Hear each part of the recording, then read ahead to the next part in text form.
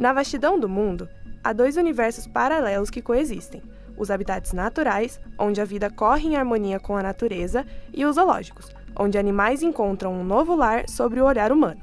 Ao longo dessa jornada, nosso olhar não se limitará apenas ao domínio humano sobre esses espaços, mas sim à sua relevância intrínseca para a conservação das espécies, a pesquisa científica e a conscientização ambiental.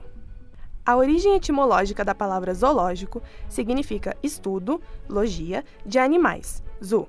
O Zoológico de Frankfurt foi um dos primeiros a serem inaugurados em torno de 1734 e tinham uma ligação direta com as sociedades de zoologia da época, que eram os responsáveis por organizar esse tipo de ambiente, com o intuito de priorizar a ciência, o estudo ambiental e as universidades.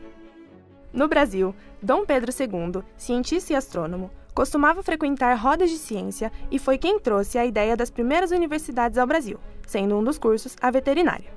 Porém, a instauração de zoológicos no nosso país não foi bem sucedida, pela falta de cientistas. Os zoológicos acabaram ficando sem identidade, e se vê isso até os dias atuais. O que muitos não percebem é que o papel dos zoológicos na sociedade, de conservação e estudo ambiental, não é o mesmo que o papel dos zoos, que tem o intuito de usar os animais como fonte de entretenimento para fins financeiros. Como eram os zoológicos antigamente e a experiência ao visitá-los? Quais eram suas percepções sobre os animais e seus habitats naquela época? Acontece o seguinte: há muitos anos atrás não existia na minha cidade zoológico e nem as cidades próximas. Existiam, pura e simplesmente, animais domésticos. Eu conhecia animais africanos, principalmente, através das séries de filmes que se passavam nas matinês todos os domingos. Mas eu tive uma grande experiência por volta dos meus 10 anos de idade, quando o meu colégio fez uma excursão para o Zoológico de São Paulo. E foi uma experiência fantástica, porque ver em loco é completamente diferente de se ver numa tela de cinema, que na época, inclusive, era branco e preto. Quais eram as atrações mais marcantes ou memoráveis nos zoológicos do passado? O que mais o impressionava durante suas visitas? O Zoológico de São Paulo sempre foi fascinante. Eram divididos em vários setores e o que mais chamava a atenção de nós, crianças, são os animais africanos, porque nós víamos muito em tela branco e preto no cinema. E lá, verificando ele andando, rugindo e chamando a atenção dos visitantes, foi emocionante. O principal que nós ficamos encantados é o leão. Por quê? Era o que aparecia na tela do cinema, abrindo todas as apresentações que eram feitas. Então todo mundo queria estar próximo do leão, rugindo para ele, mas ele não rugia para nós. Como era a interação entre os visitantes e os animais nos zoológicos antigos?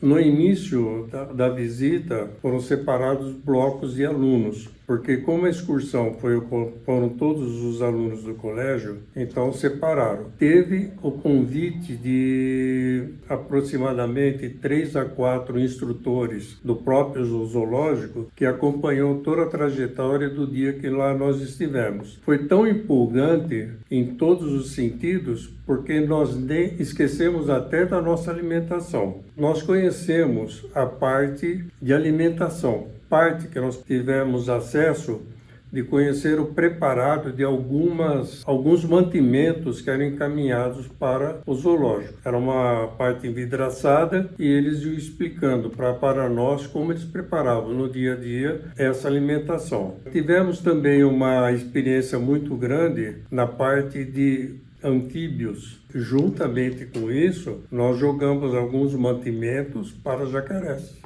Quais eram os sentimentos predominantes ao observar os animais nos zoológicos do passado? Eu posso dizer que é a euforia. Não existia para nós, por exemplo, coisa maior do que o contato direto.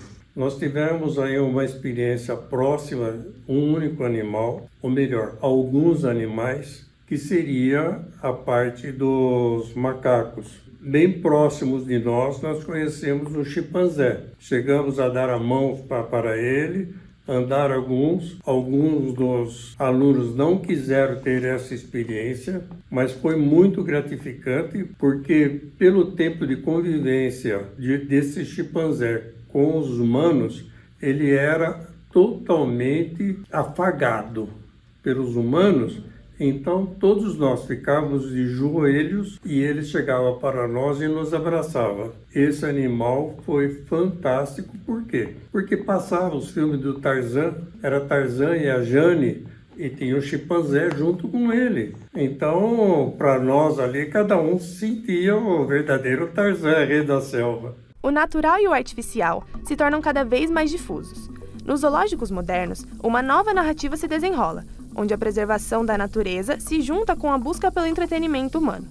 Em um cenário onde os ambientes se fundem entre grades e vegetação, refletimos sobre o significado de preservar a vida selvagem em um mundo em constante transformação. A diminuição dos biomas e ecossistemas, o aumento da poluição, dentre tantas outras coisas que contribuem para a destruição da vida e do planeta, nos atormentam diariamente. Os animais são as principais vítimas e estão ficando gradativamente sem seu espaço natural, já que os humanos estão ocupando com construção de cidades, com a mineração e a agricultura, motivo pelo qual muitos animais acabam no cativeiro. Por trás dos bastidores, equipes dedicadas trabalham incansavelmente para garantir o bem-estar físico e emocional de cada habitante do zoológico.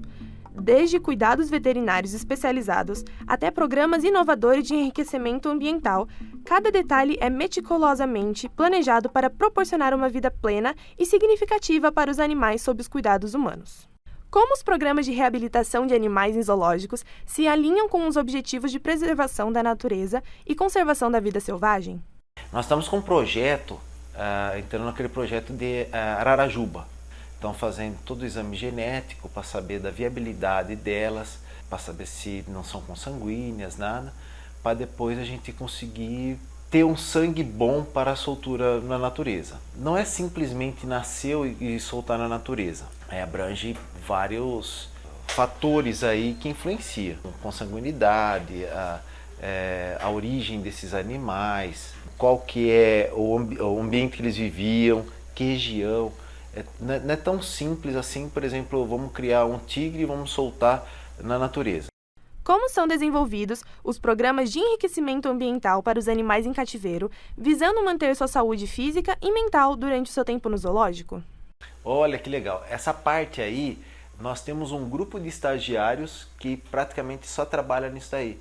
Então a gente tem um controle semanal do que será feito para a gente associar todos os tratadores, porque de repente o tratador vai pegar de surpresa lá, o recinto está tudo cheio de palha, cheio de feno, alguma coisa, acabei de limpar, então tem tudo isso aí programado semanalmente, são fotografados todos os negócios para ver o que mais funcionou na interação para a gente usar melhor isso daí, tá? Então, se de repente se fizer um enriquecimento ambiental, acho que é uma puxa de uma ideia, e o bicho olha e fala, entendeu? Não vai ser legal. Então a gente consegue priorizar os que mais teve interação, a gente então tem toda uma escala assim, dos preferidos e tenta bolar novidades dentro desses daí.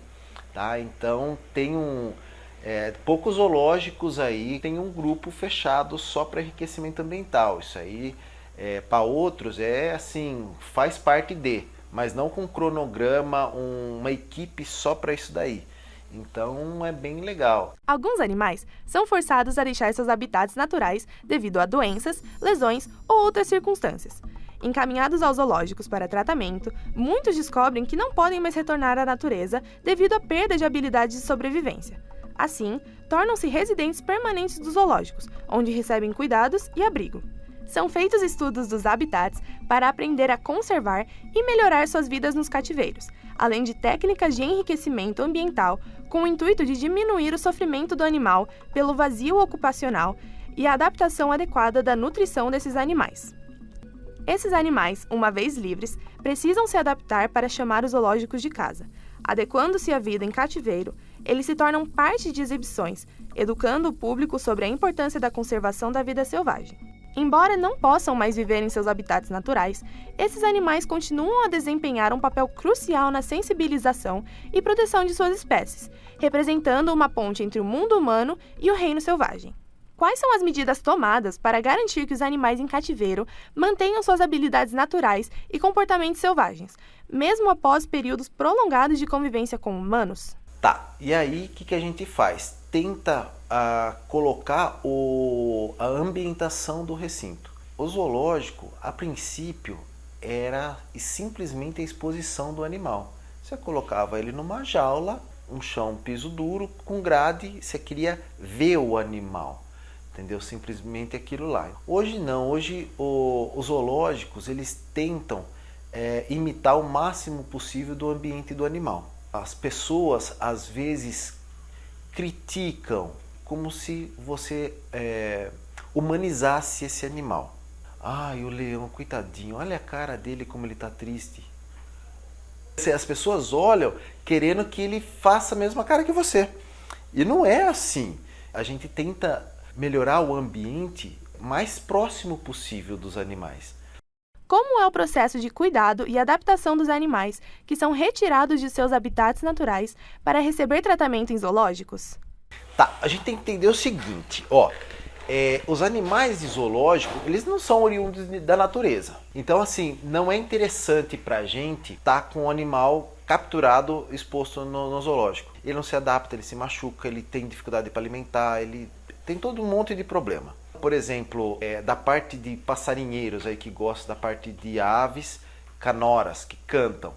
É interessante o passarinho cantar perto. Como é que você vai participar de um campeonato onde tem o juiz, o proprietário, o outro, o passarinho fala, ai, ferrou. Não, ele tem que cantar muito livre, ele tem que ser muito tranquilo para isso daí. E ele, nascido em cativeiro, acostumou. Então, por exemplo, muitos animais de zoológico, quem quer uma fonte boa de animais em zoológico? Circo. Outros animais são criados em outros zoológicos. Por exemplo, sabe quantos hipopótamos nós conseguimos reproduzir aqui no Zoológico da Americana? 12. E cada hipopótamo não fica aqui. É um macho para um harém de fêmea. Nasceu um outro macho, ele vai crescer, ele vai ser um bicho a se competir com o pai. O bicho come como um hipopótamo, entendeu? Então não vale a pena a gente ter vários hipopótamos. A gente tem o casal, tinha, né? Hoje tem só o filhote.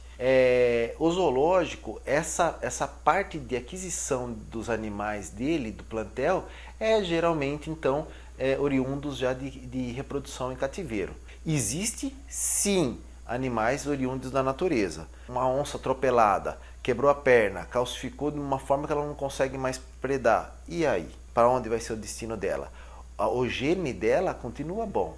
Uma onça pintada, ameaçada de extinção, se você adquiriu ela de alguma forma da natureza, por algum motivo que ela não possa ser reintroduzida, ela vai para o zoológico se reproduzir. Opa, esse filhote pode fazer alguma coisa.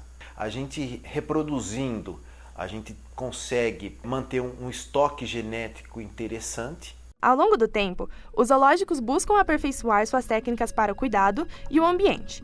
Hoje em dia, passou a ser muito importante frequentá-los, por conta de sua altíssima capacidade educativa.